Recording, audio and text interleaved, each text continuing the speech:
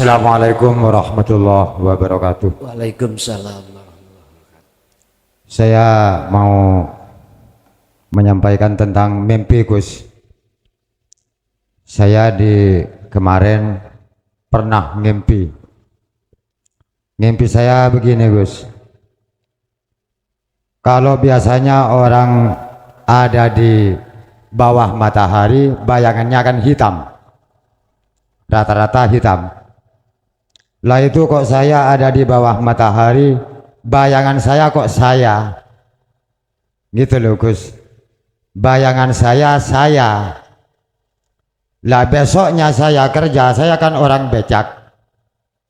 Besoknya saya becak, ada di panggonan becak, pangkalan becak.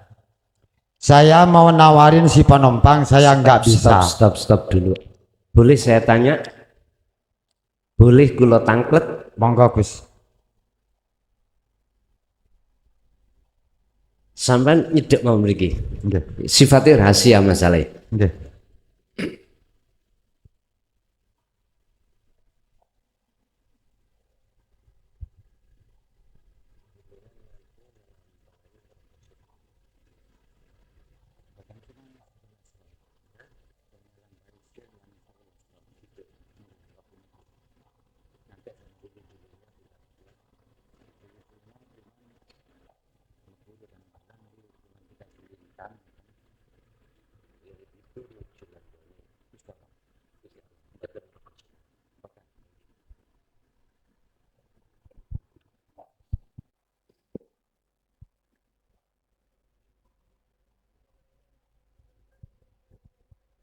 Pak, terusakan, Gus.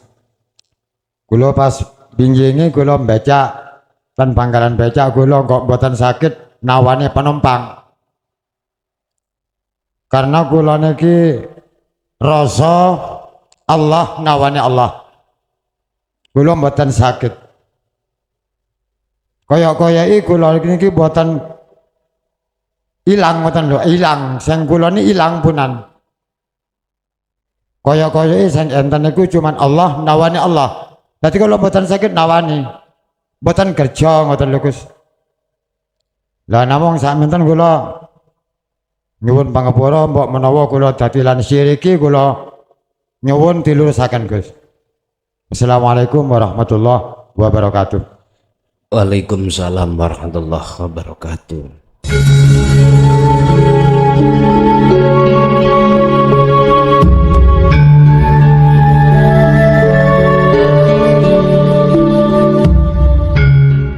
Puji syukur alhamdulillah, malam hari ini kita dipertemukan kembali oleh Allah dalam kajian kitab Al-Hikam, yang pada malam hari ini kita sudah sampai pada pasal 42, di mana Syekh Ibnu Athaillah memberikan satu cara bagaimana cara di dalam hati kita itu yang namanya sifat basariyah itu bisa keluar, tidak menguasai dalam hati kita. Sebab jikalau hati seorang salik, sifat basariyah itu belum disikap oleh Allah, maka hati seorang salik itu masih belum bisa bertemu Allah. Apa sifat basariyah itu? Sifat yang mendorong hati kita untuk ngaku-ngaku. Itu sifat basariyah. Buahnya sifat basariyah adalah bisa jadi hasud, bisa jadi riya, bisa jadi takabur, dan lain sebagainya. Dalam bab lain mungkin sarujuk dengan pasal 42 ini, Pak, menyebutkan bahwasanya di dalam jagatnya hati ini ada semacam pohon. Ada kalanya pohon itu disebut pohon basariah. Istilah pohon, ya. Ada pohon juga basiroh.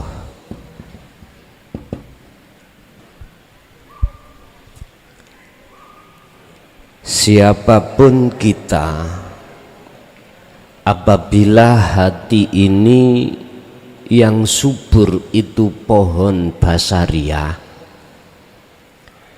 maka sifat yang muncul dalam hati kita adalah sifat madmumah. Apa sifat madmumah itu? Sifat yang Allah cela. Tadi saya katakan buahnya itu ada kalanya riya, takabur, hasud, dan lain sebagainya. Sehingga ujung-ujungnya kita itu hati tidak akan pernah muncul dua kesadaran. Kesadaran pertama adalah la haula wala quwata. Kesadaran yang kedua adalah illa billah, tidak bisa. Ini mungkin di dalam Al-Quran disebut sebagai jiwa yang menjadi budaknya hawa nafsu.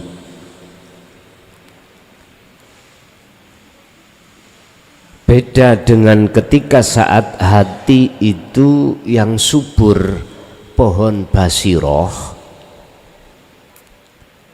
Ini sifat yang muncul di dalam hati seseorang berbalik arah dengan sifat basariah. Inilah yang disebut sifat yang terpuji. Qanaah, sabar, tawakal, ikhlas, dan seterusnya. Bapak Ibu hadirin rahimakumullah, berkenaan dengan hal ini, maka malam hari ini kita akan membahas pasal yang 42 tentang masalah ukhruj minal basariyati. Ukhruj, keluarlah, minal basariyati, saking sifat basariyah. Bagaimana caranya kita bisa mengeluarkan sifat basariyah dalam hati? Bapak Ibu hadirin, ilmu ini sebatas dijadikan sebagai petunjuk. Walaupun ilmu ini nanti Allah sudah mengasih kefahaman,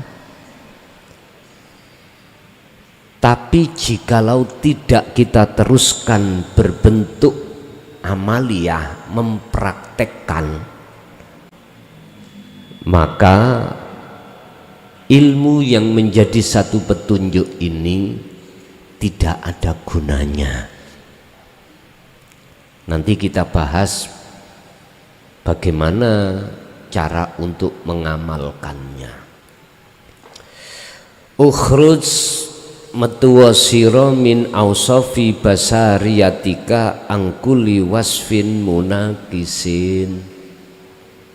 Metuwa sira saking piro-piro sifat basariyah kemanungsaan, angkuli wasfin, saking saben-saben sifat munaqidin kang nulayani bertentangan li ubudiyatika maring sifat kumawula panjenengan. Keluarlah dari sifat basariyah, karena sifat basariyah itu bertentangan dengan ketetapan sifat kita, Pak. Sifat kita sebagai makhluk jelas la haula wala quwata, tidak punya daya upaya apapun untuk melakukan hal positif atau mencegah perbuatan negatif, tidak bisa. Lah terus siapa yang berlaku dalam diri kita yang seakan-akan bisa melakukan satu perbuatan positif mencegah tidak melakukan negatif? Illa billah. Semuanya itu bisa terjadi semata-mata karena rahmat Allah, pertolongan Allah dalam diri kita. Berarti sumber bisanya melakukan hal positif dan mencegah hal negatif itu bukan dari kita, dari Allah.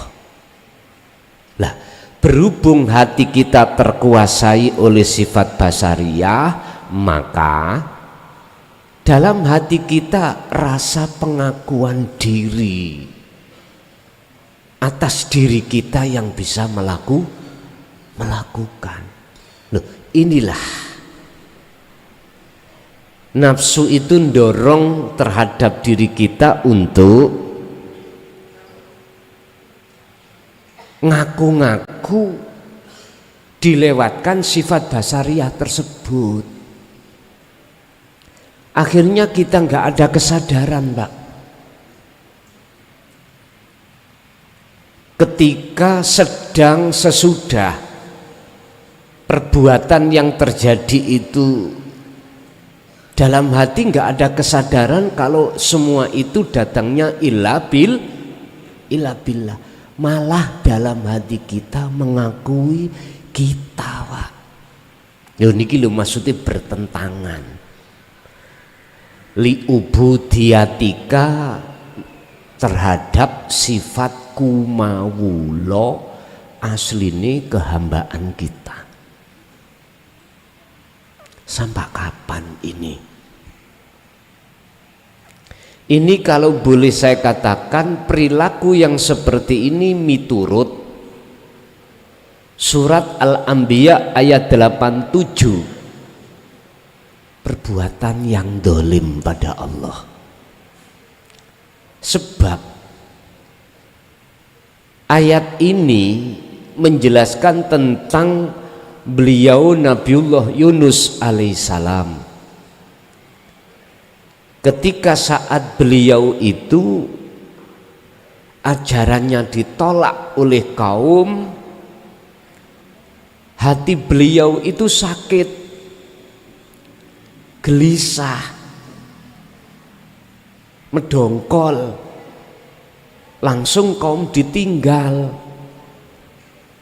karena beliau dihujat, Pak, dicaci, bahkan ajarannya beliau itu dikatakan zalika zolalatun. Kaum itu mayoritas bilang gitu. Akhirnya beliau itu meninggalkan kaum itu dengan keadaan medongkol, hijrah. Nah, di tengah perjalanan beliau ditenggelamkan Allah di laut dan ditelan oleh ikan yang besar.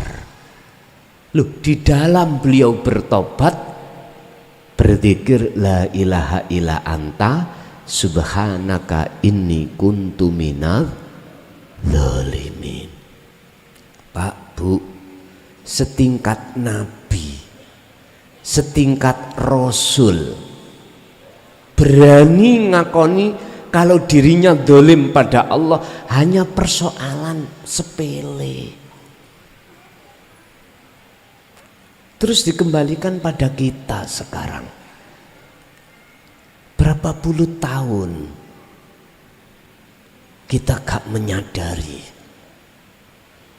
kalau semua itu datangnya dari Allah, bukan diri kita, malah kita akui dari kita atau dari makhluk lain. Berkali-kali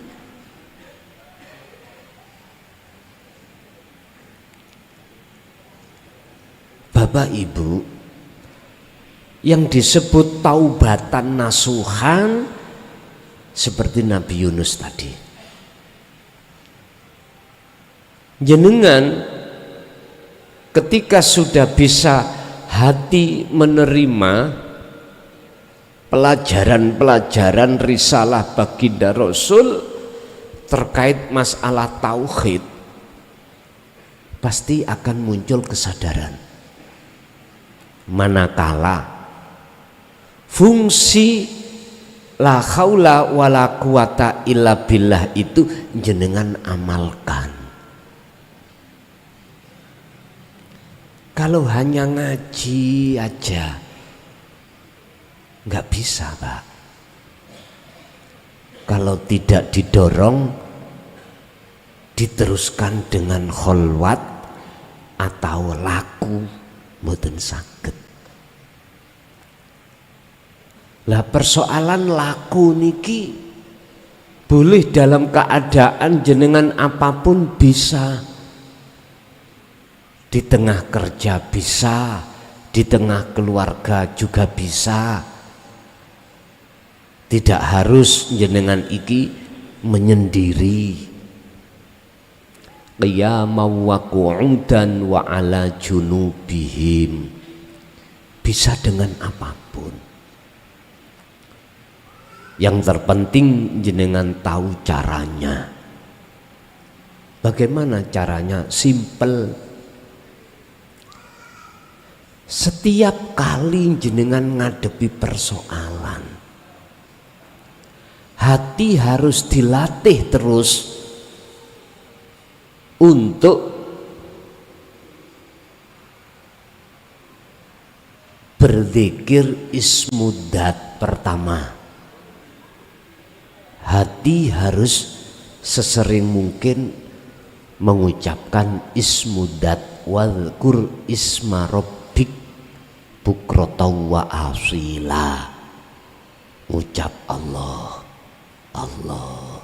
Sambil gitu hati sampean wajib merasakan kalau Allah itu hadir. Kalau yang memiliki nama Allah itu hadir. Buktinya kalau Allah hadir, gerak semua makhluk termasuk diri kita. Itu yang gerakkan adalah Allah. Inilah netepi li ubudiyatika, netepi kesadaran kalau kita makhluk itu bersifatkan la haula wala quwata. Lalu pergerakan dalam objek kita itu milik Allah. Kalau jenengan sudah ada kesadaran dua di sini, maka disinilah Pak awal proses perjalanan si Salik. Ketika kholwat mesti bisa ketemu Allah, sekalipun itu hanya 1 menit, bahkan gak ada 1 menit. Tandanya bagaimana? kalau itu sudah dikatakan bertemu Allah. Rasa yang muncul dalam hati Anda, dalam hati kita, itu sudah bukan kita yang bisa melakukan satu perbuatan. Akan tetapi hidup dalam diri kita ini yang disebut sebagai Allah Subhanahu wa Ta'ala. Loh, ini berarti sifat basariyah saat itu disikap Allah.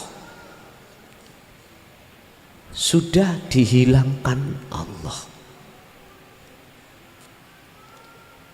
Tinggal pertanyaannya, kita masih tetap menjaga dzikir tersebut mboten?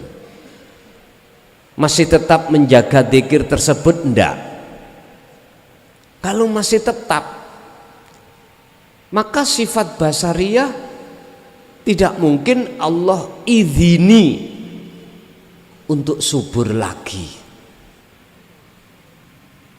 Malah yang subur adalah pohon atau sifat basiroh. Tapi awas, awas. Kadangkala akal jenengan niki di-off-kan Allah. Kadang-kadang loh Pak, kadang-kadang. Ketika akal ini sudah di-off-kan Allah, jenengan nggak bisa diajak komunikasi. Mboten saged.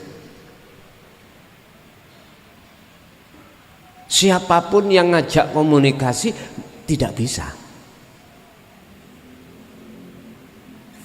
Loh, kok begitu Son?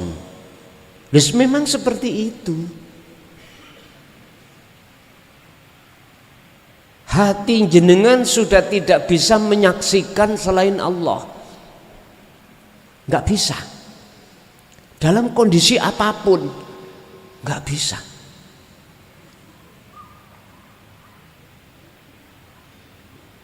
Oleh karena hati sampean ini dipenuhi oleh nur makrifat,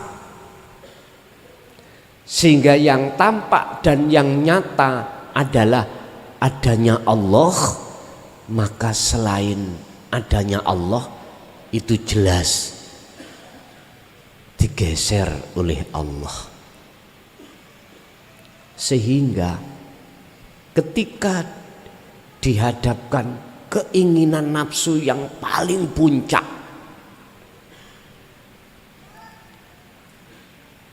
hati jenengan tidak tergoda. Itu paling puncak loh, nggak tergoda.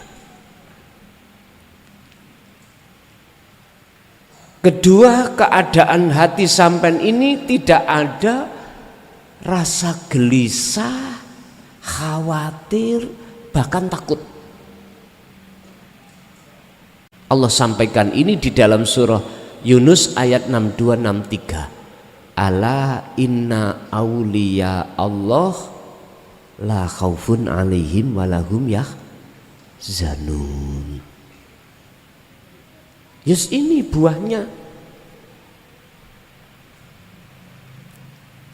Tapi satu hal yang harus diingat Pak,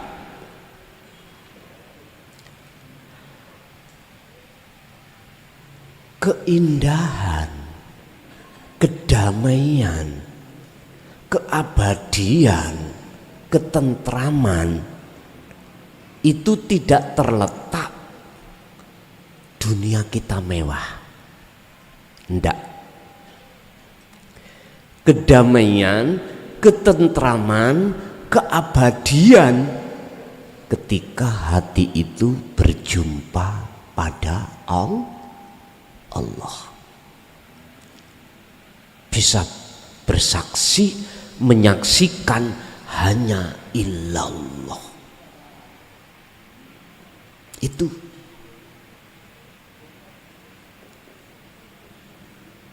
Sehingga beliau itu tidak mudah bisa terpengaruh dengan keindahan alam dunia ini. Karena apa? Karena secara ruhaniah dia sudah di alam akhirat. Siapa yang sudah bisa merasakan indahnya alam akhirat, maka dia tidak mudah terpengaruh dengan indahnya alam dunia. Udah. Mengapa kita diperintahkan untuk keluar dari sifat basariyah, cerai dengan sifat basariyah jiwa ini?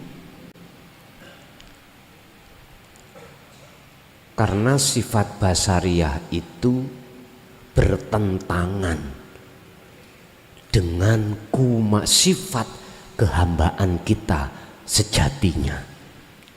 Sifat sejatinya kita la haula wala quwata. Litakuna, supaya apa? Supaya apa? Kita itu disuruh untuk cerai dengan sifat basariyah, litakuna krono arai ono opo ngunu linida ilhaqi iku mujiban. Litakuna drapun supaya ono opo hati jenengan, ya, iku linida ilhaqi, gampang ya, ngerungokno, mendengarkan, mudah mendengarkan panggilan Allah. Al-haq iku mujiban wa min hadratihi qoriban, iku mujiban, nyembadani. Apa nyembadani itu? Melaksanakan. Wa min hadratihi iku qoriban, lan hadire ati, sowane ati, jiwa dateng Allah iku qoriban, Allah terasa dekat. Mengapa kita harus pisah? Pertama, karena itu bertentangan sifat basariyah. Kedua, supaya jenengan iki mudah ngelaksanakan panggilan Allah. Gusti Allah itu manggil itu, Pak, supaya bertemu terhadapnya. Itu tidak hanya lewat azan sholat saja, ndak. Lewat jenengan makan. Mana panggilan Allah? Lapar. Akhirnya hati ada keinginan untuk makan. Jadi lapar itu termasuk panggilan Allah. Kalau jenengan tahu itu panggilan Allah, tujuan orang makan secara ruhaniyah, secara hati, tidak bertujuan untuk mencari hilangnya lapar alias datangnya kenyang, enggak. Apa tujuannya? Bertemu Allah. Caranya ya tadi loh, lewat dzikir.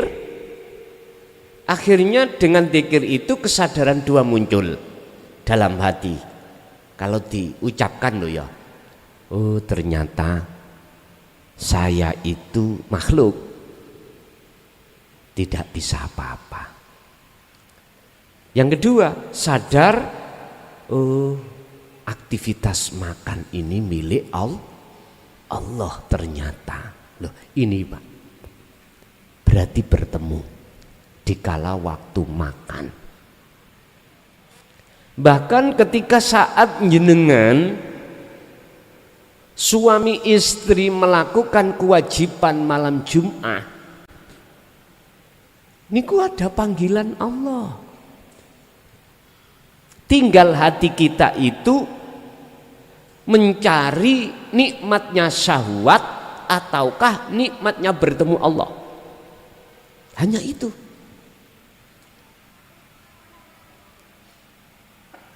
Kita secara syariat, Pak, dipanggil Allah lewat azan.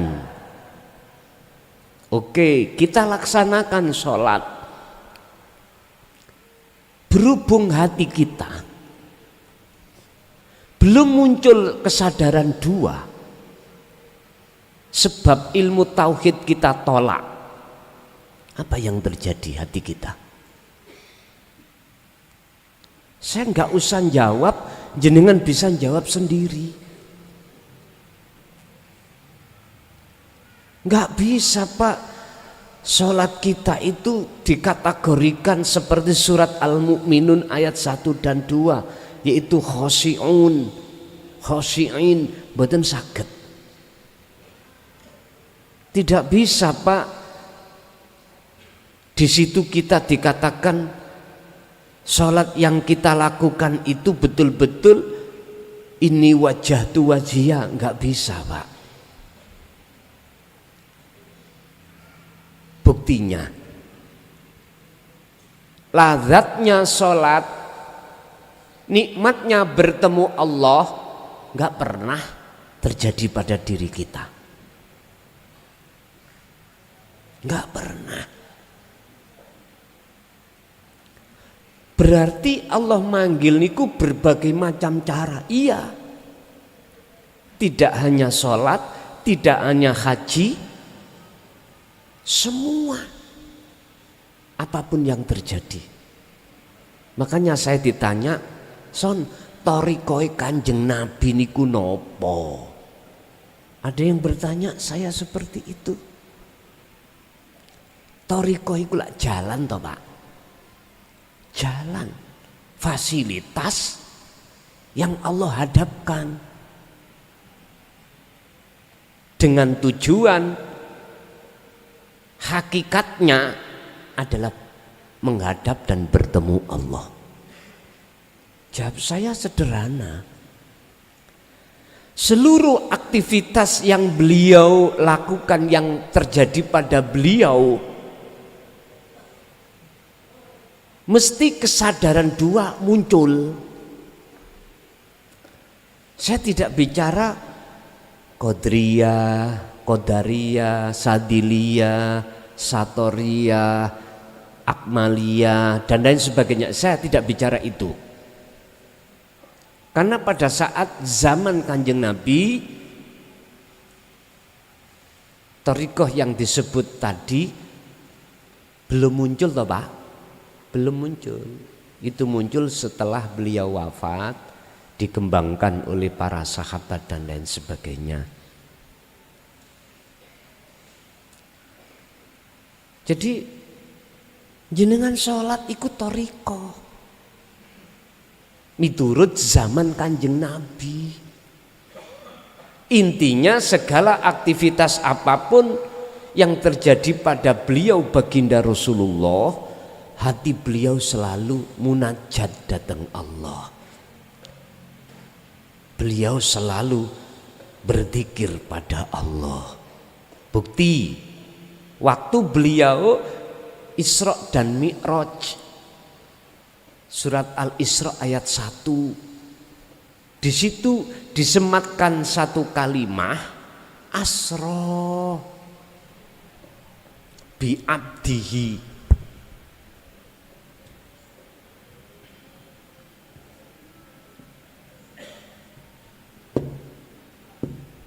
Asra, diperjalankan. Subhanalladzi asra, kang nglakokake sapa ladzi bingabdihi kelawan kawulane. Alladzi maksudnya kanjeng Nabi. Loh, setingkat Rasulullah itu gak berani ngaku-ngaku bisa berangkat sendiri, Pak. Lah kok kita sebagai umatnya kok berani ngaku-ngaku. Ini contoh kecil aja. Bapak Ibu, sekarang gak usah saling menyalahkan. Semua itu jawaban karena di dalam hati kita terkuasai oleh nafsu. Ini proses, Pak.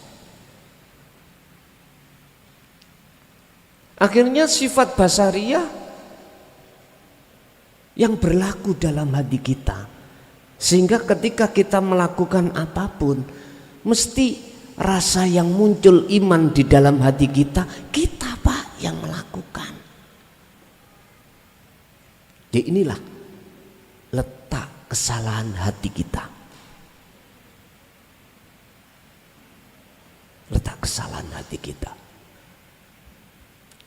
Makanya langsung Allah menurunkan ayat huwallazi arsala rasulahu bil huda wa dinil haq. Gini ki persoalan nih, supaya hati sampean kali kula itu terbebas dari jeratan nafsu lewat sifat basariyah.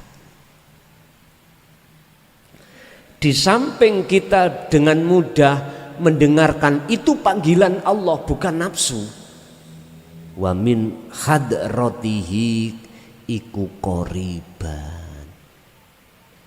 Sehingga kita mudah, Pak, mudah terasa dekat dengan Allah karena hati selalu melaksanakan zikir dan dzikir. Lanjut. Wal makna ukhruj min sifatikumul basariyati ai sifatis sayyiati waddaniati.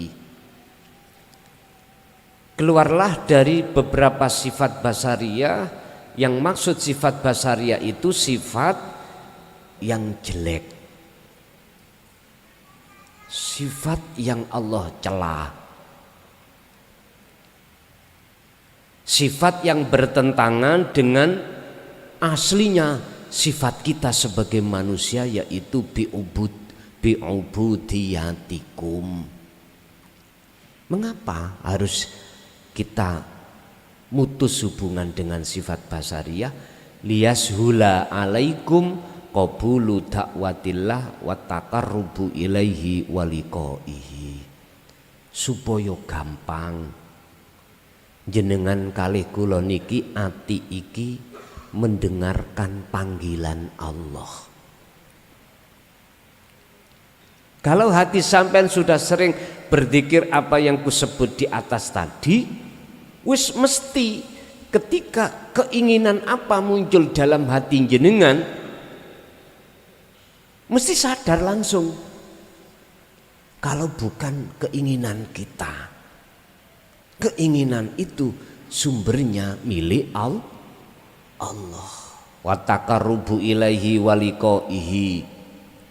Dan disinilah jenengan akan semakin dekat dan bertemu Allah. Makanya tadi saya katakan, kalau hati seseorang itu selalu berzikir,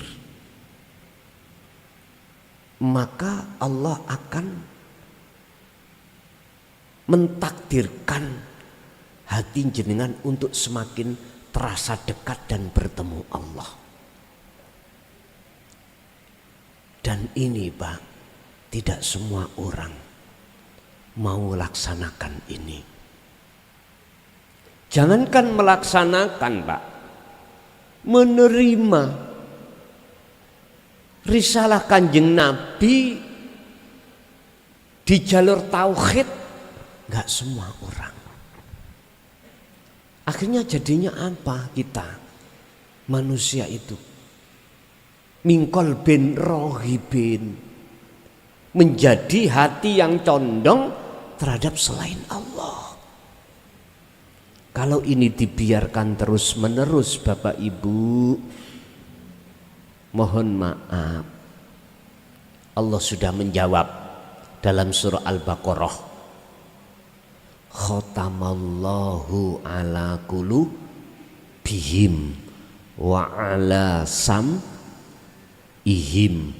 wa ala absarihim.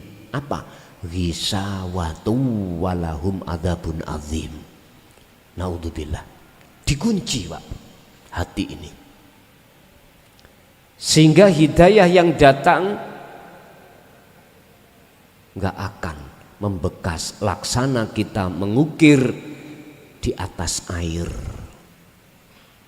Di atas air kita gambar atau ngukir gambar kuda, langsung hilang, nggak ada. Makanya saya sering memohon dengan sangat, oleh karena keadaan umat Islam khususnya Indonesia, saya memohon dengan sangat terhadap seluruh para alim ulama untuk mengajarkan tauhid terhadap kita sebagai umat. Tidak hanya kita diajarkan ilmu salaf saja, Pak, ilmu syariat saja, Pak, supaya ini diajarkan di tengah-tengah masyarakat. Sebab sepanjang manusia hatinya tidak mau terima itu tauhid, selama itu ketika kita beribadah tidak bisa mengesahkan Allah. Iku rumus, sudah rumus, nggak bisa dibantah. Lanjut. Asarhu, yang kosimu kebagi apa al insanu menungso bitobi atihi kelawan karakter sifatin nas ila kismaini maring rong werna. Sifate menungso iku kebagi kalih, Pak. Dhahirin wa batinin, baik secara dhahir maupun secara batin. Lah nikilah golongan yang di dalam Al-Qur'an itu ketika tauhid itu disampaikan, manusia itu ada dua kelompok. Faminhum man hadallah, yang kedua wa minhum man haqqat alaihi dhalalah. Satu mau menerima, satu sih bersikukuh ngetutno jalani nafsu. Satu gelem menerima hidayah akhirnya berpisah dengan sifat basariah, yang satu masih tetap bersukaria ingin berjalan di atas jalannya sifat basariah. Wasifatul badaniyatu yaiku hiya allati tata'alluqu wa taqumu bil a'dha'il badaniyah. Sifat-sifat yang disebut badaniyah itu yaitu sifat yang ada kaitannya dengan perilaku jasmani anggota badaniyah. Apa sifate badaniyah niki? Ngeten, menungso niku wonten sing laku taat jasade, ada yang laku maksiat. Udah dua warna ini. Ada yang istiqomah melakukan ketaatan, ada yang tidak bisa meninggalkan alias istiqomah dalam kemaksiatan. Artinya ada yang melanggar hukum, ada yang tidak melanggar hukum. Jasmani, makanya di situ kan hukumnya ada dua, al-imtithalul awamir wazdinabun nawahi, menjalankan perintah yang menjalankan apa yang diperintah, meninggalkan apa yang dilarang. Dah. Namun pertanyaannya adalah ruhaniyah kita kemana? Wal ahkamu allati tuf'alu kismani,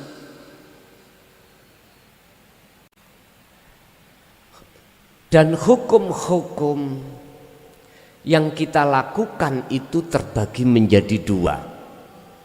Mana? Yaiku makana minha muwafiqon lil awamir ay at-ta'ati wan nawahi ay maksiatin fil ahkamis syariati, di dalam hukum syariat. Itu tadi hukum-hukum yang terjadi pada jasmani ini terbagi dua, yaitu taat dan maksiat, itu secara syariat. Pertanyaannya, bagaimana sifat-sifat secara hakikat rohaniyah hati kita? Wattaba'u al-batinu huwa iku at-taba'u alladzi kang fil qalbi, dalam ati, tegese ati, ai arruhi, ruh, tabiat sifat batiniyah sampen kali kula iku sifat-sifat yang terjadi di dalam hati atau ruh. Nah, aku wis gak bahas sifat jasmani, sekarang bahas sifat rohani. Wayang qasimu aidan ila kismaini, begitu juga sifat rohani itu terbagi menjadi dua, seperti jasmani tadi. Bundi rupane al-haqqa, rupane al-haqqi wal batili, perkara yang hak, perkara yang batil. Tegese hak dan batil mana? Kalau hak itu adalah al-imani, iman, percaya, menetapkan semua itu dari Allah, tidak dari kita. Ini al-haq. Hati yang sudah menyadari segala apa yang muncul dan timbul di alam ini dikatakan al-haq. Jenengan kali kula ati rasa yang muncul dari Allah, bukan dari kita. Niku al-haq. Al-batil mana? Wasyirki, syirik, menyekutukan Allah dengan yang lain. Dengan yang lain berupa apa? Diri kita. Satu contoh, saya. Dalam hati saya muncul iman kalau saya yang bisa ngaji ini sumbernya dari saya. Klason, syirik ini Pak. Bukan miturut syariat loh ya, tapi miturut hakikat. Syirik saya. Dan ini ternyata dulu Pak sering kita lakukan. Tidak ada iman belas sama sekali pada Allah. Lesan mengatakan aman tu billah, tapi hati kita imannya gaduh-gaduh.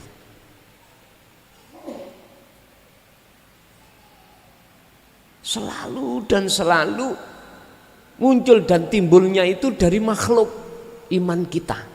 Itu namanya syirik. Disebut syirik khafi, halus. Berarti ini sifat basariyah masih berkeliaran dalam hati kita. Masih berkeliaran. Makanya bahasa Ibnu Athaillah, ukhruj, pegatono. berpisahlah, keluarkan sifat-sifat basariah di dalam hatimu yang seperti itu.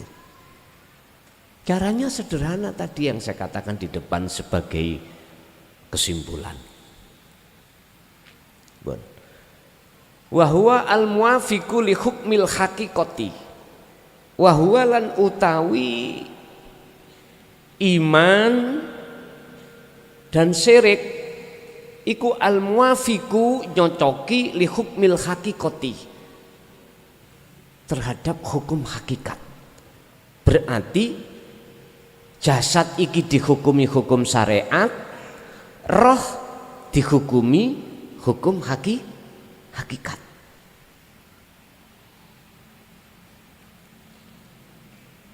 Falman hiu fi hadzal hukmi huwa al-i'tiqadul qalbi fil kauni ladzi yaqumu bi kulli amrin. Falman hiu mencegah, meninggalkan. Artinya hukum ini, hukum hakikat itu didik ning ati sampean supaya menjauhkan diri dari sifat basariah dan atau larangan di dalam hati sampean ini beriktikat, berkeyakinan bahwasanya perkara itu dari makhluk. Kita dilarang, Pak. Hati ini dilarang untuk beriman bahwasanya segala hal apapun yang muncul dan timbul itu dari makhluk. Alias hukum ini mendorong hati sampean untuk beriman hanya kepada Allah.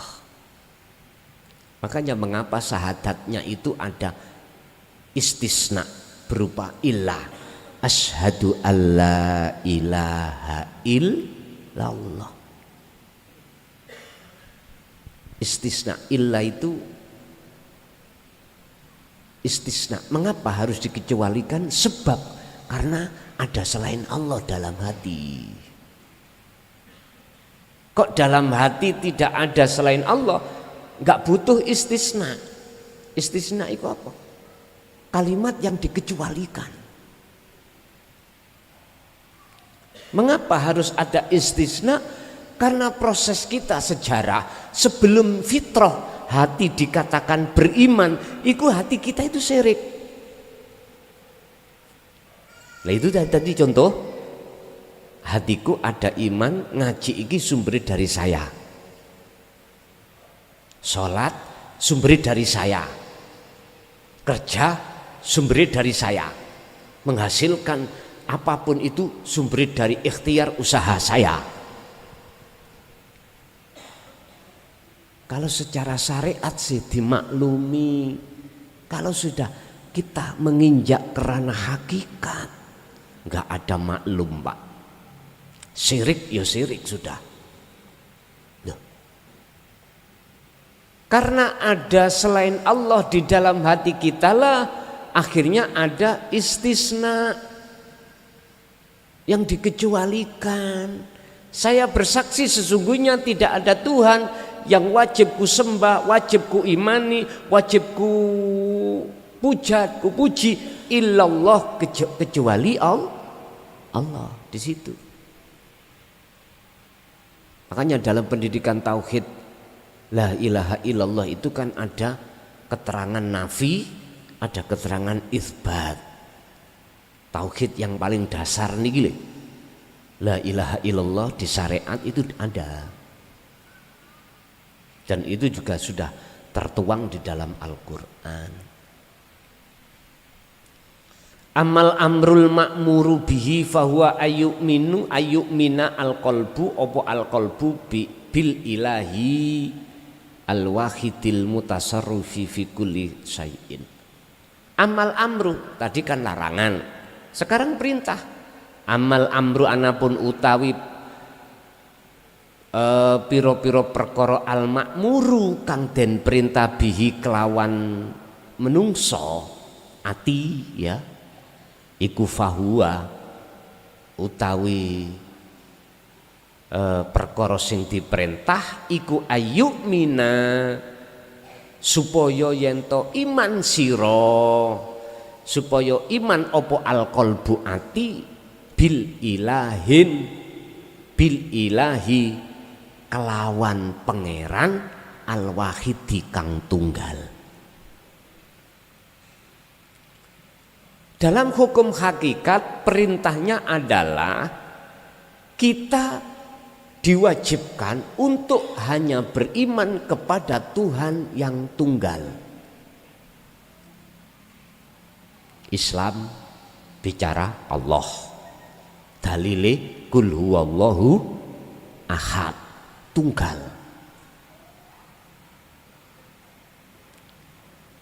Tunggal dalam hal apa? Al-mutasarrifi, sing nguasai, yang berkuasa, yang menggerakkan, yang mata bisa melihat, telinga bisa mendengar, mulut bisa bicara, jantung bisa berdenyut, napas bisa keluar masuk, apapun. Fi kulli syai'in, ing dalam saben-saben suci, semua tanpa kecuali kita wajib untuk beriman kepada Tuhan yang tunggal, yang esa. Makanya Kanjeng Nabi dawuh lewat dawuh Allah di dalam surah Al-Kahfi kan dawuh ngeten, kul innama ana basarum mislukum. Niki Allah yang menyuruh, disuruh dawuh, aku iki sama dengan kamu, sama manusianya, sifatilah haula wala quwata, semua itu sumbere illa billah. Lha niki Kanjeng Nabi lho Pak, mboten nate Kanjeng Nabi ku dawuh sembahan aku, pujin aku, bahkan anak turunku, ndak pernah miturut ayat ini. Yuha ilayya, aku iki duweni wahyu, annama ilahukum ilahu wahid, rupane wahyu adalah sembahlah Tuhan kamu sekalian, Tuhan yang Maha Esa. Jadi Nabi Kanjeng Nabi Muhammad sampai sak pendhuwur para nabi dan rasul, tugasnya itu menyampaikan dan menyuruh umatnya untuk menyembah Allah. Maksudnya Allah yang Esa, tidak terhadap beliau Pak. Nabi Isa juga begitu. Coba dibuka di dalam Al-Quran. Gak pernah Nabi Isa iku dawuh bahwasanya sembahan aku sebab aku Tuhan. Gak pernah. Gak pernah mengatakan beliau itu anak Tuhan. Gak pernah. Miturut versi Al-Quran. Intinya semua para nabi dan rasul risalahnya itu adalah menyampaikan tauhid dan isinya supaya manusia tidak menyembah selain Allah yang Esa.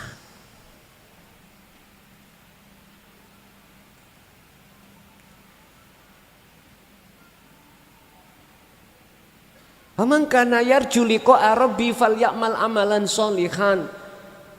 Kalau kau ingin ketemu Tuhanmu yang Esa itu, dalam ayat itu, falyamal amalan sholihan, berlakulah yang baik, berperilakulah yang baik.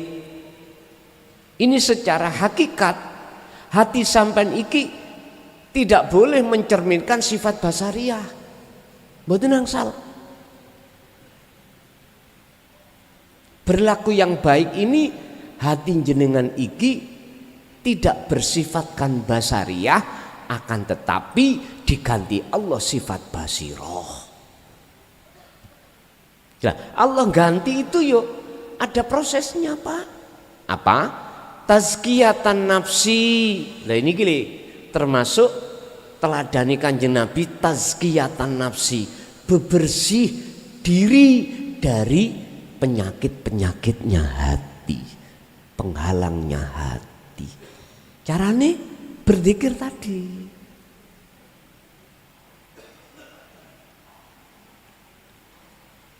Biasakan hati selalu menyebut Allah, Allah, Allah, disertakan menyadari atas kehadiran wujuding Allah dengan bukti alam ini jenengan iki gerak, jenengan iki berkata, melihat, mendengar, dan apapun. Lewat mana yang termudah jenengan monggo. Caranya gitu.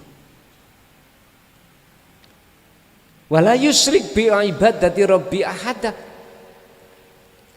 Ketika sampean iki menghadapi berbagai macam thariqah, jalan dan panggilan Allah, jangan pernah hati kita mengadakan adanya selain Allah.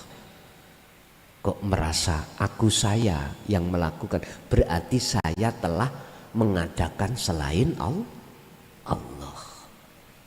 Miturut tauhidnya seperti itu.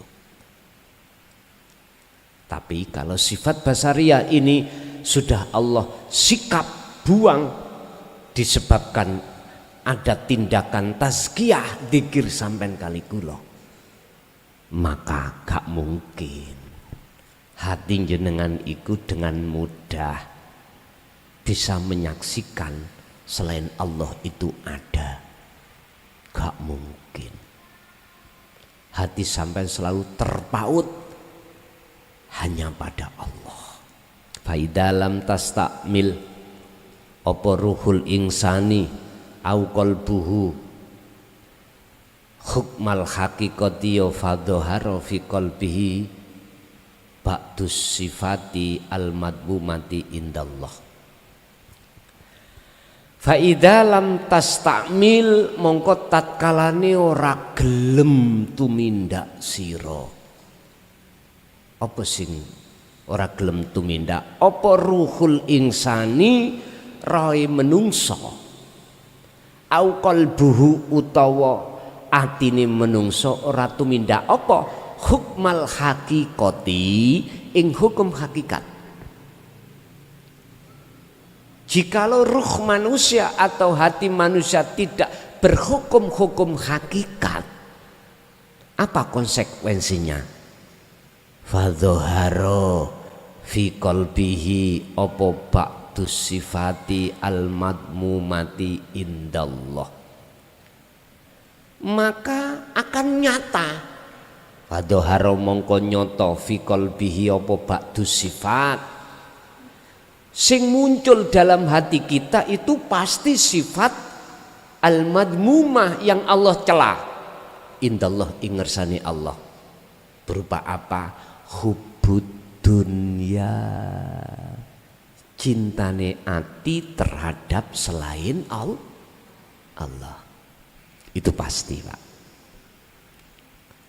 Akhirnya nek miturut surat Al-An'am 79, sholat kita itu tidak wajhiyah, tapi wajah roh kita itu menghadap sifatnya wajhiyah. Berupa apa? Lilladzi fatoros samawati wal ardo, isine langit lan isine bumi.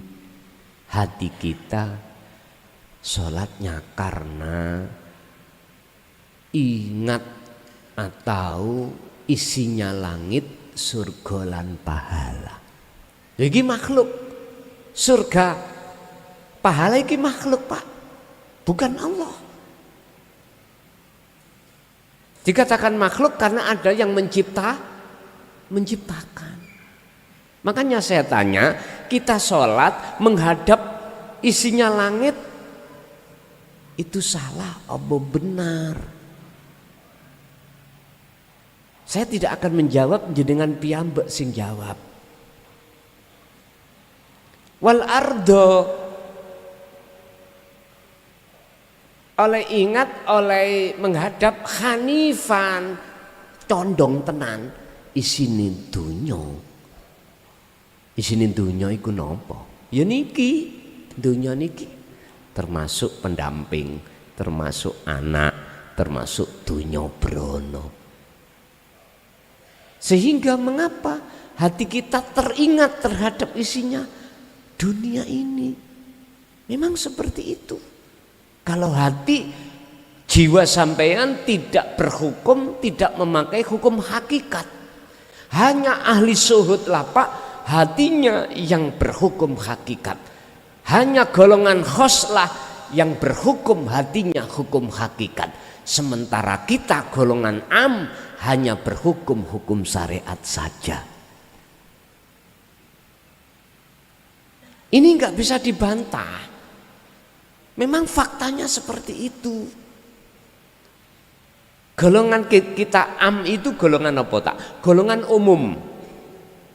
Golongan umum itu golongan yang belum mengenal Allah. Sampai tahapan makrifat belum. Kenal kita pada Tuhan kita itu sebatas nama, mayoritas nama, isim Allah. Ada yang sudah pada sifat la ilaha illallah. Lah niki enggak diteruskan ke hakikat makrifat mboten saged. Yang bendino dikir jahri sirito, belum ada dikir kesadaran.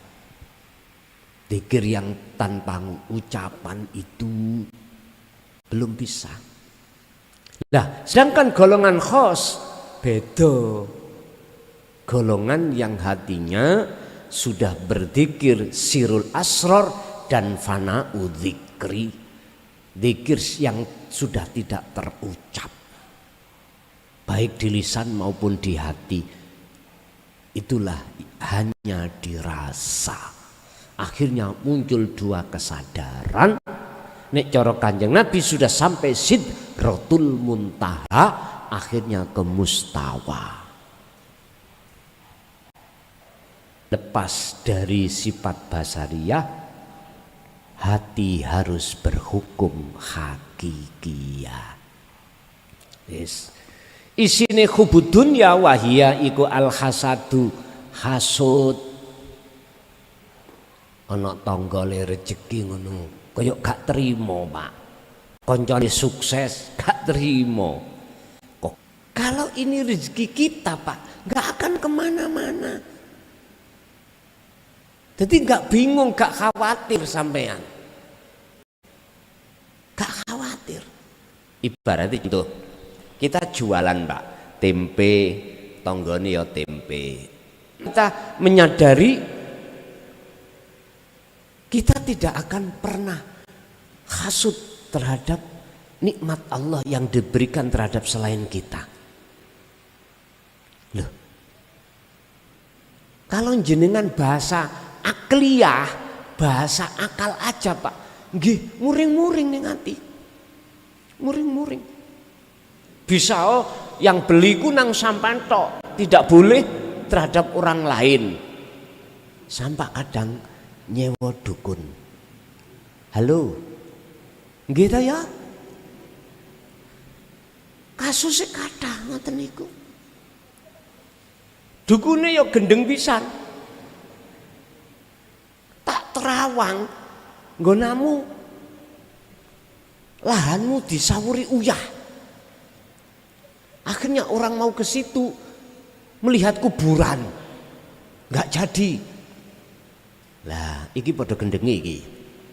Mestine ngempuk, mereda gini, semua itu rezeki dari Allah. Sadaro. Tapi mboten saged, Pak, kalau tidak berjiwa tauhid tidak bisa. Siapapun kita. Sampai kapan jiwa kita seperti ini? Padahal umur kita sisa hidup tinggal hanya hitungan tahun. Kalau tahun, kadang hitungan bulan, kadang hitungan hari. Yes. Ojo dadi wong sing getun yang Allah katakan qad khasiral ladina kadzabu biliqaillah. Jangan sampai menjadi orang yang getun buri di situ. Wal kibru, kibir, gumedhe luwih api katimbang wong liya. Wal ghibah, sukanya adu-adu, difitnah. Iku sifat hubud dunya, termasuk buahnya basariyah. Wa hubul mansibi, gila dengan kedudukan. Jabatanku sebagai kepala desa, gila. Beh, sopo siro sopo ingsun kepala desa. Kuwi gak nganut aku, kata tanda tangani jongor. Wis. Jangan. Wa iradatul mahabbah, suka dipuji orang karena ibadahnya, karena ilmunya, karena hartanya. Niki hubud dunya. Iki sifat-sifat buah dari basariyah. Wa tama'u, sedengane njaluk. Wis diwenehi sik kurang. Jadi mau majek-majek. Berarti pemerintah majek-majek niku toma. Nggih. Lho nggih. Minta toma iku arep-arep. Iki malah minta. Minta maksa. Son cangkemmu ngomong saenake dhewe ae.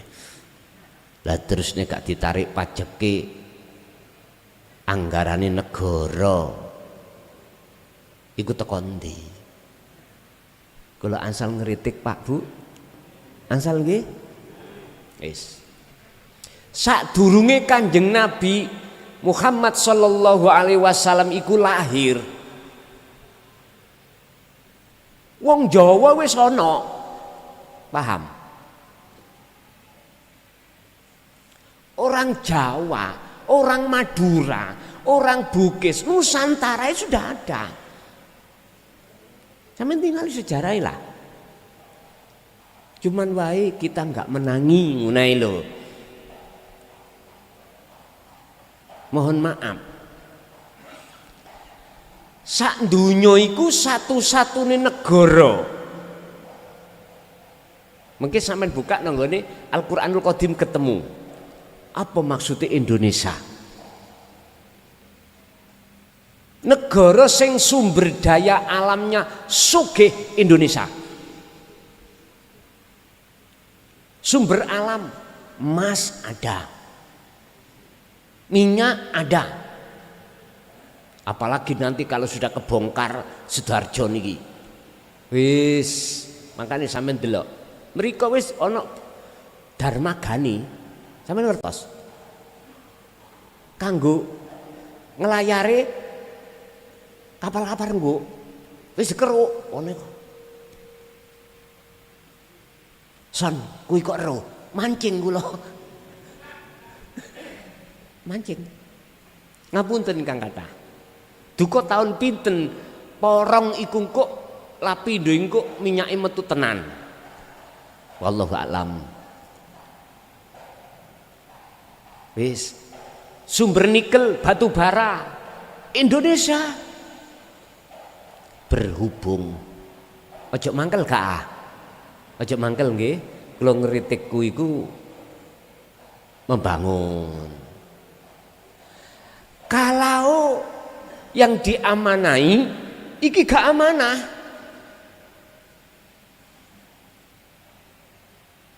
Kesejahteraan masyarakat Nusantara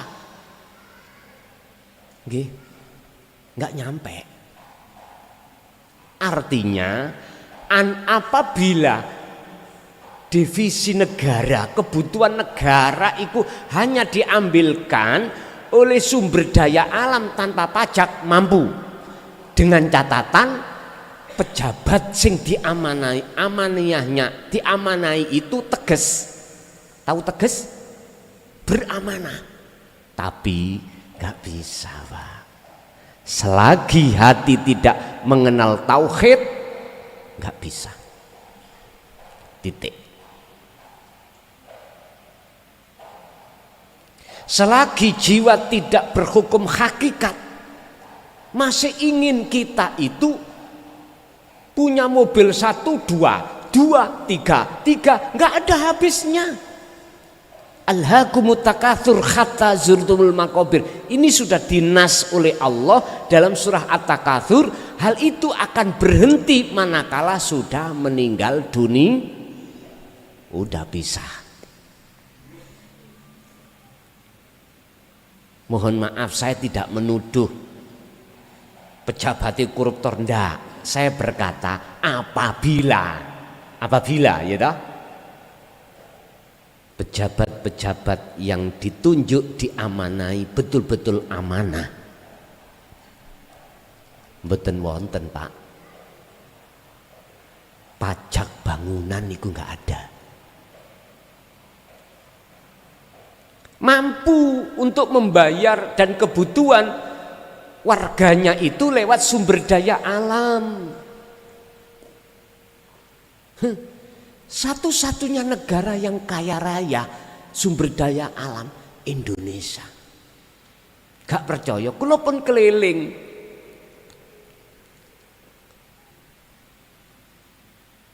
Kula nggih takok-takok meniku. Tambang emas ada punya Indonesia, apalagi sampean lihat di Papua, nggih ya, kemana larinya? Wis iku gak ngerti aku. Pokoknya selama warganya itu tidak mau bertauhid, hatinya, jiwanya pasti hatinya condong terhadap kolbin apa? Kolbin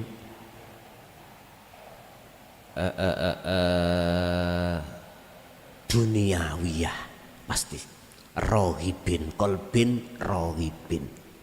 Niki wis mesti siapapun kita. Padahal Pak, padahal ya, kalau jenengan gelem mikir dengan cerdas, hati belum angan-angan, sebanyak apapun dunia yang kita kumpulkan, toh pada akhirnya berpisah ketika saat kematian datang. Apa yang terjadi? Kalau anak-anak kita itu tidak kita didik dengan ilmu agama dengan benar, tukaran Pak, rebutan.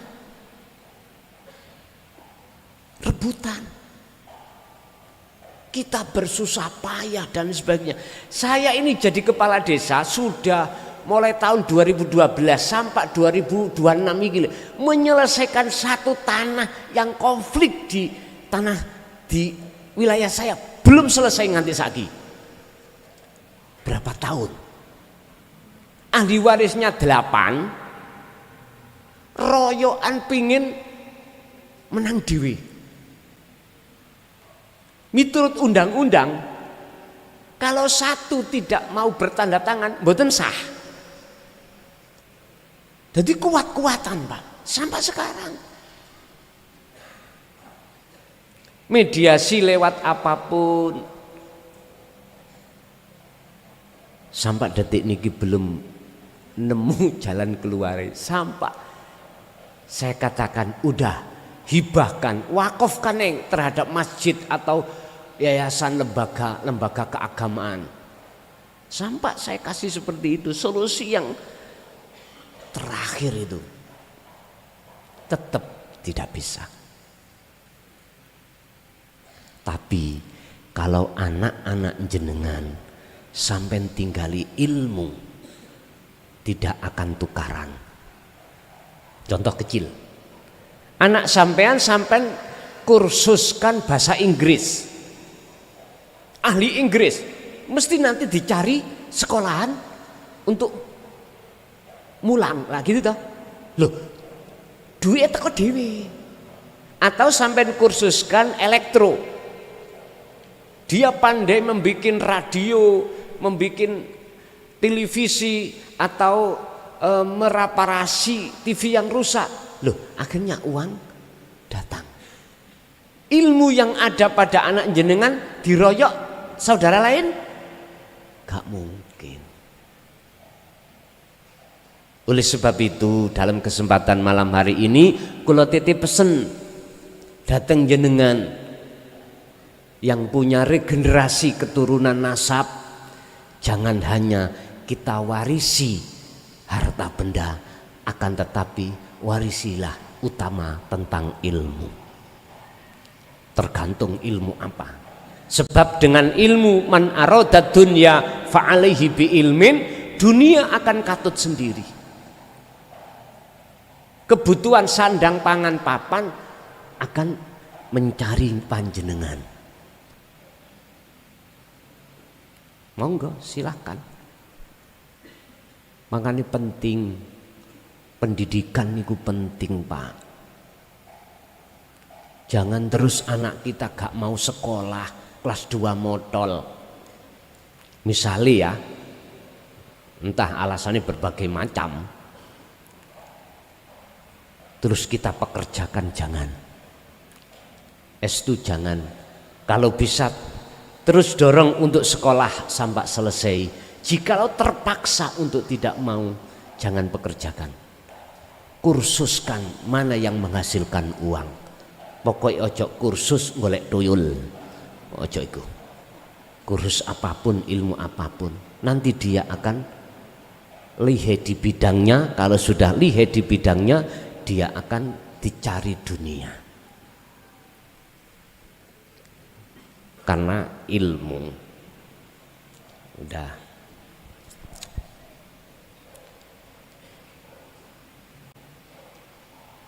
Wahadi sifatu asyiatu turithul adawata wal bagdoa wal istighfafa bil ghairi wal khiyanata wal kadibi lan sak piturute. Sifat ini disebut sifat yang jelek, iku akan muncul dalam diri jenengan, akan menimbulkan satu permusuhan. Itu pasti Pak. Contoh tadi dodol tempe wau. Berhubung hati kita itu yang muncul sifat basariyah, mesti iri, mesti kasut, permusuhan. Permusuhan. Saling iri, saling saingan, saling menjatuhkan. Apa manfaatnya? Getun di kemudian hari nanti. Wal bagdoa wal istighfafa bil ghair. Bapak Ibu, manakala ini kita biarkan, tidak malah menjadi baik, malah merembet terhadap sifat-sifat yang Allah larang. Sampai nyuwun sewu loh Pak, nyuwun sewu.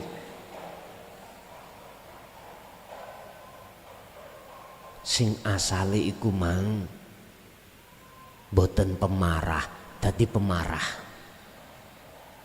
Yang asalnya itu sabar, dadi pemarah. Ya sebab sifat basariyah yang masih melekat di dalam hati kita. Idza tatoharo tatkalane disucikan opo qalbul insan min hadil ausaf, min hadihil ausaf, ketika saat sifat-sifat basariyah ini dibersihkan dari hati panjenengan, ya fa innahu yaqbalu da'watallahi ta'ala, fa innahu mongko sak temene ati iku yaqbalu bisa madhep apa ati dakwatallahi taala ing panggilane Allah. Hatiku selalu ingat Allah, Pak. Dalam keadaan situasi apapun kehendak, hati mesti akan menetapkan bahwasannya semua itu milik Allah. Sawa'un kanat mubasyaratan au ghairu mubasyaratin. Sawa'un kanat padha ugono apa dakwah iku mubasyaratan langsung panggilan au ghairu mubasyiratin utawa panggilan yang tidak langsung.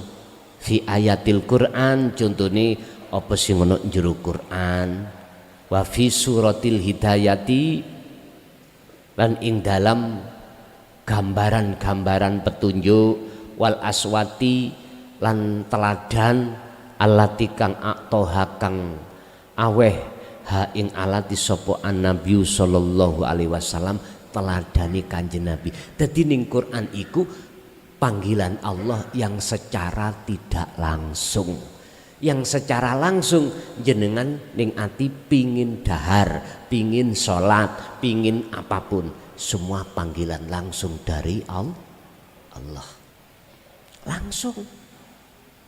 Yang enggak langsung lewat Quran, lewat hadis, teladani Kanjeng Nabi dan seterusnya. Al-khulasatu idza baqiyat tatkalane tetep fi qalbika ing dalam ati ira apa sing tetep basariyatun, sifat basariyah masih melekat, ya fala tarju mongko aja arep-arep sira antal ko yang tau bisa ketemu sira Allah ing Gusti Allah baik dunia maupun akhirat. Naudzubillah. Gak iso Pak ketemu Allah karena berpenyakit kotor hati kita, ngandung syirik. Laksana baju yang kotor, nggak mungkin langsung kita masukkan lemari. Bisa masuk lemari menjadi baju yang wangi manakala sudah dicuci dulu. Sama, kita besok dicuci di neraka. Ya udah, bahasa syariati diancum nasib. Sampai kapan? Ya urusan Gusti Allah. Nek miturut Qur'ane orang yang menyekutukan Allah itu nggak bisa diampuni. Khalidina fiha abadan, naudzubillahi min dzalik. Kecuali rahmati Allah turun diampuni.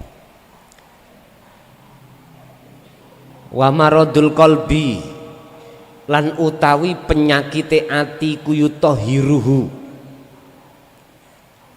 sapa Allahu idza kana qalbu bil khalwat iku yutahiruhu nyuceni hu ing ati sapa Allahu iku idakana tatkalane ana apa alqalbu ati iku bil khalwati nglakoni khalwat. Hati akan bisa suci dan disucikan Allah manakala hati itu purun dan mau menjalankan zikir yaitu khalwat. Tak sebut zikir yang mana? Yang di depan tadi yang saya katakan, sir gandengo sirul asrar. Dengan cara inilah Pak, sifat basariyah akan Allah usir, penyakit hati penghalang hati Allah akan membersihkan. Akhirnya menjadi hati yang fitrah sesuai dengan sabda Allah dalam surat Al-Fajr ayat 27 sampai 30. Ya ayyatuhan nafsul mutmainnah irji'i ila rabbiki radiyatan mardiyah fadkhuli fi ibadi wadkhuli jannati. Wahai jiwa yang tenang, lekaslah kembali kepada Allah, lekaslah kembali kepada Tuhanmu dengan bentuk sucikanlah dirimu. Berlaku dzikirlah, itulah bentuk rodiyatan.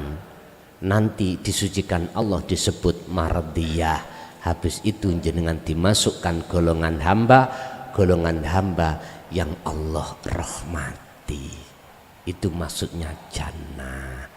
Bapak Ibu hadirin, itu bab masalah 42 pasal yang bisa kita dengarkan bersama. Barangkali ada yang ingin menanyakan terkait hal itu, monggo kami persilahkan.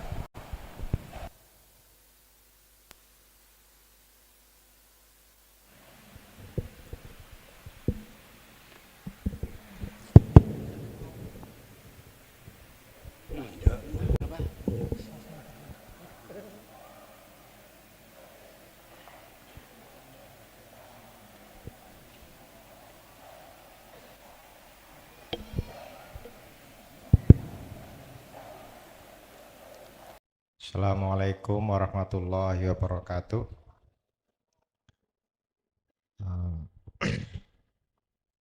Assalamualaikum. Saderengipun memasuki pertanyaan, ada seorang salik yang mendapatkan rahmat liqaillah walaupun hanya dalam hitungan detik. Setelah itu, kalau meminjam istilah bayai, dijatuhkan oleh Allah yang suka-suka Allah, sehingga dia menjadi kolbin rohibin. Namun salik ini menyadari bahwa dia tidak bisa apa-apa untuk bangkit menjadi zahidin. Kejatuhan ini sampai katakanlah dia meninggal dunia. Pertanyaan saya, bagaimana nasib salik tersebut yang mendapatkan bekal hanya sedetik itu? Mungkin ini kemauan. Assalamualaikum warahmatullahi wabarakatuh. Waalaikumsalam warahmatullahi wabarakatuh. Ada keterangan yang menyebutkan bahwasanya jikalau dalam hati seorang hamba walaupun hanya adanya satu biji sawi tauhid kepada Allah, itu harapan kalau dia itu nanti akan dirahmati, tapi dihancub-hancubno terlebih dahulu. Bahasa syariat, bahasa hakikat, sebetulnya Pak Bu, orang yang sudah bisa menerima ajaran tauhid dan mengamalkan, apalagi sudah liqo, sedikit pun dalam hati nggak ingin dia itu jatuh, nggak ada. Ingin lalai pada Allah nggak ada. Sehingga dalam kehidupan beliau itu nggak ada niatan untuk melalaikan. Tapi dia itu kok nyadari dirinya sudah tidak bisa apa-apa, gitu. Gak bisa bangun lagi, nyadari semuanya itu disendek neng Gusti Allah, sehingga kayaknya dia itu menjadi kolbin rohibin, hati yang condong pada dunia. Kita akan tahu dia itu terus bergelut ngopeni urusan dunia. Tapi kita nggak tahu toh hatinya, nggak tahu. Kalau boleh saya katakan, dalam hati beliau itu loh, sekecil pun nggak ingin jatuh. Bahkan niat untuk menjatuhkan diri, melalaikan Allah, nggak ada. Tapi Allah berkehendak lain. Berkehendak lain. Dijatuhkan dalam lingkaran dunia. Tapi jikalau dia itu nyadari nggak mampu dirinya untuk bangkit karena memang nggak ada kekuatan kecuali rahmat Allah, justru inilah orang yang sadar. Sebetulnya orang yang sadar itu bukan orang yang menyadari likoknya dari dirinya. Dia nyadari jatuhnya dari nafsu. Tidak. Disebut orang yang sadar adalah jatuh dan bangunnya semata karena Allah. Yaitu Esa pun. Orang yang seperti ini, maka apa Pak jaminannya? Pasti rahmat. Cuman kita yang tidak tahu. Saya tidak bicara setelah mati, enggak. Ketika dia hidup, ketika masa ada di dunia jasmaniahnya ini. Saya katakan sekali lagi, orang yang sadar itu bukan orang yang jatuh sebab karena nafsu atau bangun sebab karena upaya dirinya berkholwat, tidak. Orang yang dikatakan sadar bahwasanya semua itu Allah, apabila ketika jatuh dijatuhkan Allah, ketika sadar disadarkan Allah. Artinya sudah tidak bisa memandang lagi adanya selain Allah. Yoniki sebetulnya orang yang betul-betul sampai pada Allah. Yang ditanyakan tadi, likoknya itu hanya sedikit, tapi aslinya jatuh. Ngeten nggih. Tapi ngeten Pak, betulkah olehnya jatuh atas kesengajaan dirinya? Tak mungkin. Boten mungkin. Sebab sebetulnya orang-orang apalagi yang sudah likok walaupun sedetik, dia nggak ingin sebetulnya itu lalai dari Allah. Sebetulnya gitu. Makanya ada nanti keterangan, lupa ghaflah iku sejatine eling. Ingat sejatine ingat. Kok iso lupa sejatine lupa? Sejatine eling. Ada orang dzikir sejatine eling, ada orang yang tidak dzikir sejatine eling. Ada orang lupa sejatinya ingat. Ada orang ingat sejatinya lupa. Ada orang lupa kuadrat lupa. Ada bab yang seperti itu. Bagaimana toh? Orang yang ingat sejatinya ingat, lupa sejatinya ingat, itulah orang yang sadar. Apabila dia likok, tidak melihat siapa-siapa, apabila dia tidak likok, bukan karena siapa. Di situ. Jadi kalau nasibnya bagaimana? Jawabannya sederhana. Lewat uraian orang yang sudah likok walaupun 1 detik. Nggak ingin Pak, untuk beliau itu lalai dari Allah. Nggak mungkin. Apalagi ada niatan melupakan. Boten wonten. Kalau memang seperti ini, saya kulunal ladina qalu udkhuluha bisalamin aminin. Gini golongan termasuk orang-orang yang Allah rahmati. Mekaten. Ada lagi. Assalamualaikum warahmatullahi wabarakatuh. Waalaikumsalam. Saya mau menyampaikan tentang mimpi Gus. Saya kemarin pernah ngimpi. Ngimpi saya begini Gus. Kalau biasanya orang ada di bawah matahari, bayangannya kan hitam, rata-rata hitam. Lah itu kok saya ada di bawah matahari, bayangan saya kok saya. Gitu loh Gus. Bayangan saya. Lah besoknya saya kerja, saya kan orang becak. Besoknya saya becak, ada di panggonan becak, pangkalan becak. Saya mau nawarin si penumpang, saya nggak bisa. Stop dulu. Boleh saya tanya?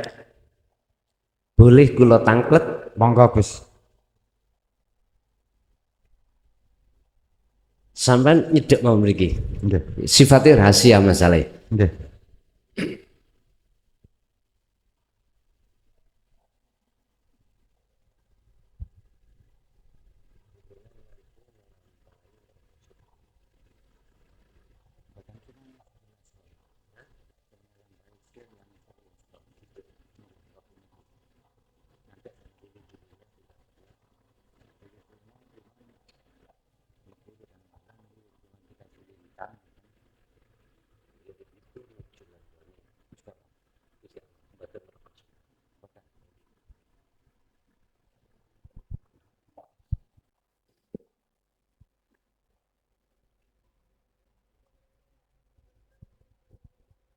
Tak terusakan Gus.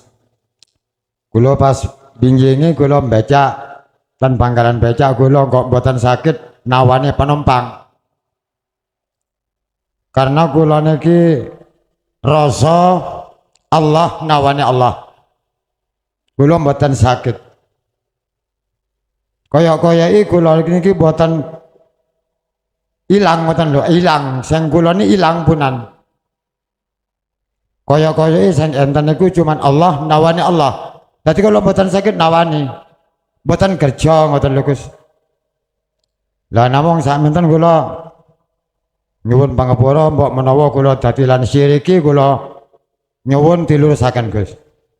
Assalamualaikum warahmatullahi wabarakatuh. Waalaikumsalam warahmatullahi wabarakatuh. Ketika saat Rasulullah memberikan teladan atau para utusan Allah memberikan teladan pada umatnya, yang teladannya itu cuman satu, liman kana yarjullaha wal yaumal akhiro wa dzakarallaha katsiron. Teladannya adalah hati harus ada keinginan tinggal no selain Allah dan bertemu Allah.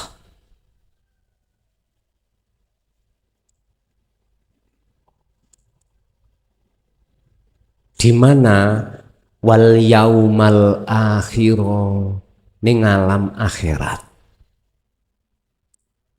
Terus kuncinya nopo? Wa dzakarallaha katsiron. Perbanyak ingat. Wis. Nopo sing sampen alami? Apa yang pernah panjenengan amalkan? Trimo tadi. Ono ayang-ayang kok gak ireng. Biasanya hitam lah ngoten nggih. Kok wujud aku iku maksude napa? Ngeten.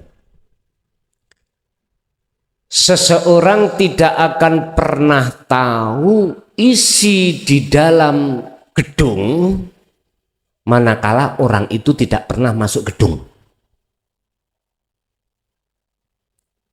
Orang tidak akan pernah bisa masuk gedung manakala tidak mau membawa kuncinya gedung.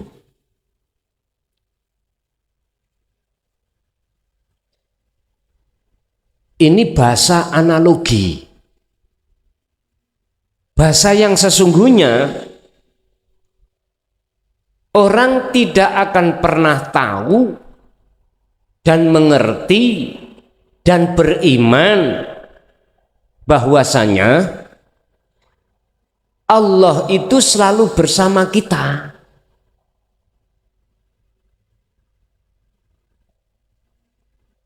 Ibarat orang itu tidak pernah masuk gedung, dan orang itu tidak akan pernah bisa untuk masuk gedung atau musyahadah, alam akhirat, manakala tidak membawa kuncinya alam akhirat. Kuncinya alam akhirat menurut surat Al-Ahzab, kuncinya untuk bertemu Allah menurut surat Al-Ahzab, sekaligus sebagai teladan Kanjeng Nabi datang kita kepada kita adalah wa dzakarallaha katsiran. Pertanyaannya, perbanyak dzikir yang bagaimana? Apakah dzikir yang diucap di lisan Allah? Apakah di hati Allah gitu? Al-Ahzab 21 itu dijawab 41. Bukan 41 remi ini dulu ya. Surat Al-Ahzab juga ayat 41. Son kok kowe ngerti 41? Jagone kula nek 41. Nggih. Di situ Allah katakan, ya ayyuhalladzina amanu dzkurullaha dzikran katsiran.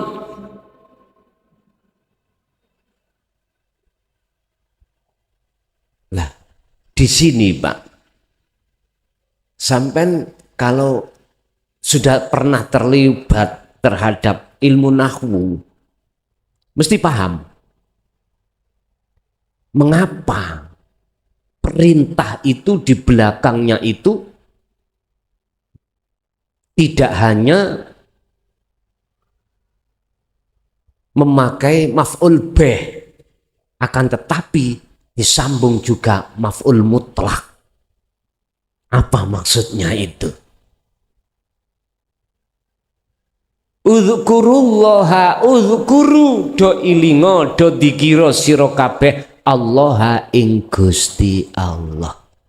Tapi kok ditambahi maf'ul mutlak, dikron kelawan sak bener-benere dzikir kathiron tur kang ukeh. Gak cukup tah memakai maf'ul itu mau situk tok. Iku artinya Pak, sing dimaksud surat 21 itu jawabannya di 41. Apa yang dimaksud sejatine dzikir iku? Jawabannya itulah dzikir bila suwarin wa kalamin wa lafdin, tanpa nama, tanpa sifat, tanpa suara, tanpa kalam. Itulah rasa. Berarti di dzikir khafi son, nggih. Itulah dzikir sirul asror. Yang tahapan miturut Syekh Athaillah ada 3, syu'aul basyirah wa ainul basyirah wa hakul basyirah, merasakan, melihat, dan menyatakan.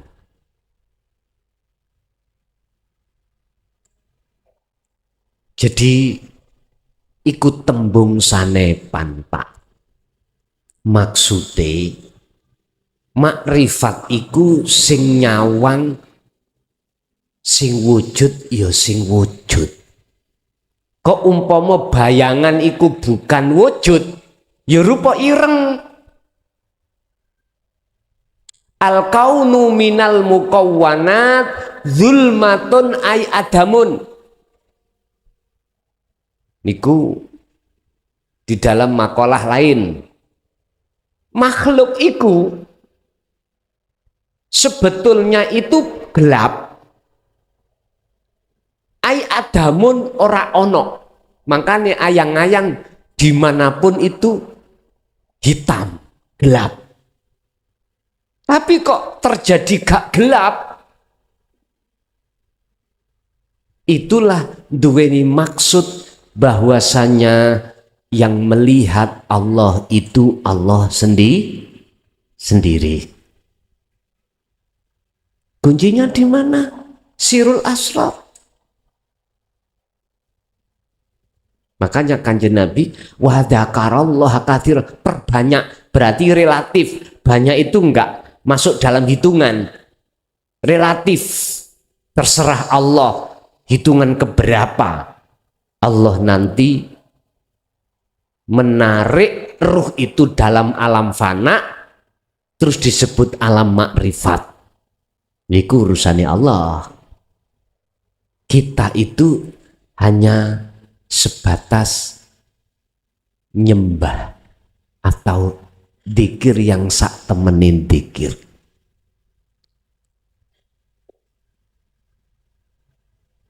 Apa tondone makrifat mau? Nek niku wau kan isyarah ya toh.